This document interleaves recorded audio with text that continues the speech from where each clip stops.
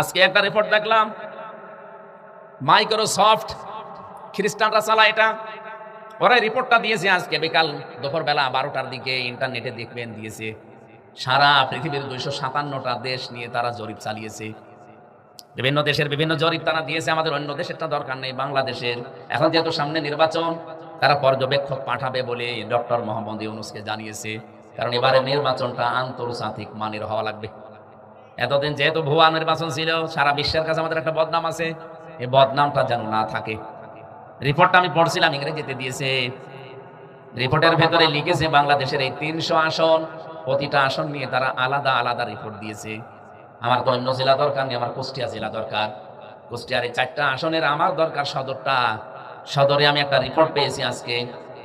ওরা জাতীয় যে রাজনৈতিক দলগুলো আছে যারা নির্বাচন করতে চাচ্ছে, যেহেতু জামাত ইসলামের সাথে এখন 11 দল, কত বিএনপির সাথে, ওদের যদি 100টা থাকে অসুবিধা নেই, ওদের সব মিলে রিপোর্ট দিয়েছে। এই দেশে কুষ্টিয়া নামে যে জেলা, এই জেলার যে 4টা আসন, 77 নাম্বার 3 নাম্বার আসন যেটা, এখানে 100 জনের 32 জন মানুষ চাচ্ছে ধানের শীষ জিতে যাক। 100 জনের 27 জন মানুষ চাচ্ছে দাঁড়িপাল্লা জিতে যাক। পার্সেন্টেজ হিসাবে কম আছে কত?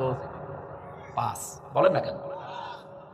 এখন জামাত ইসলামী বাংলাদেশ যেহেতু একা না, এর সাথে এখনো 11টা দল আছে। এই সমস্ত দলের একেবারে কিছু নেই তা তো না। ওই দলের সভাপতি আর সেক্রেটারি তো আছে, কথা বলছে না কেন? এমনকি অন্তত তার বউ আছে, ছেলে মেয়ে আছে। এদের যদি 27 হয়, ওদের যদি 32 হয়, আর 11 দল মিলে যদি, ওনারা রিপোর্ট দিয়েছে কমপক্ষে 6.77, তার মানে প্রায় 7%। আপনি বলেন 27 আর 7 কত হয়? 34। 27 আর 7 34, আর ওদের 32, 2 কম আছে। আজকে 12টার দিকে আপনি ইন্টারনেট খুলে গোপনে দেখবেন।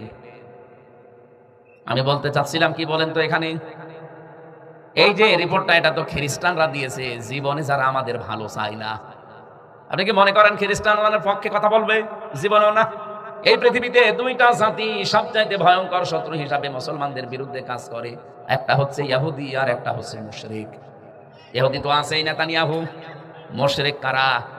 শুধু মোদি মুশরিক না, এই পৃথিবীতে যারা আল্লাহর সাথে কাউকে শরীক করে তারাই মুশরিক।